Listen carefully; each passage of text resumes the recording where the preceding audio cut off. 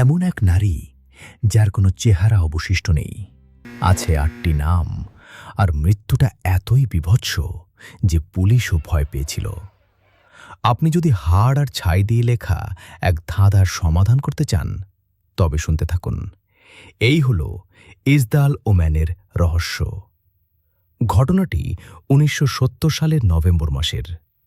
নরওয়ের এক নির্জন জায়গা, স্থানীয়রা ডাকে ডেথ ভ্যালি বা মৃত্যু উপত্যকা।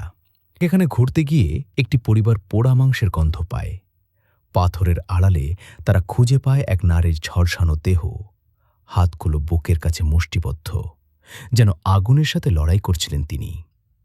কিন্তু লাশটা ভয়ের আসল কারণ ছিল না। আসল ভয় ছিল প্রমাণ মুছে ফেলার ধরন দেখে। তার জামা কাপড়ের প্রতিটি ট্যাগ খুব যত্ন করে কেটে ফেলা হয়েছিল। লাশের পাশে থাকা বোতলগুলোর গায়ের লেবেলও তুলে ফেলা হয়েছিল। তার পরিচয় যেন পৃথিবী থেকে মুছে ফেলা হয়েছে। কয়েকদিন পর স্টেশনের লকারে তার দুটি স্যুটকেস পাওয়া যায়। ভেতরে ছিল একজন পেশাদার গুপ্তচরের সরঞ্জাম, নকল চুল ও চশমা, রূপার চামচ যার হলমার্ক ঘষে তোলা, আর ৮টি পাসপোর্ট, প্রতিটিতে আলাদা নাম। তিনি যেন এক অদৃশ্য ছায়া হয়ে ইউরোপ দাপিয়ে বেড়াচ্ছিলেন। হোটেলে উঠতেন ছদ্মনামে। তার ব্যাগে পাওয়া গেল এক ডায়েরি, যাতে ছিল সাংকেতিক কোড আর গোপন সামরিক মিসাইল টেস্টের খবর। ময়নাতদন্তের রিপোর্ট ছিল আরও ভয়ঙ্কর।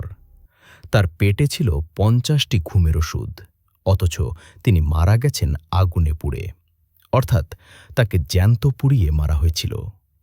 পুলিশ বলল আত্মহত্যা, কিন্তু সাধারণ মানুষ তা বিশ্বাস করল না। এক প্রত্যক্ষদর্শী তাকে মৃত্যুর কয়েকদিন আগে দেখেছিলেন। তিনি খুব ভয়ে ছিলেন এবং কোট পরা ২ জন লোক তাকে অনুসরণ করছিল। পুলিশ সেই সাক্ষীকে চুপ থাকতে বলেছিল নিজে নিরাপত্তার স্বার্থে। আধুনিক বিজ্ঞান বলে তিনি সম্ভবত ফ্রান্স ও জার্মানির সীমান্ত এলাকায় বড় হয়েছেন, কিন্তু তার ডিএনএ কারো সাথে মেলেনি।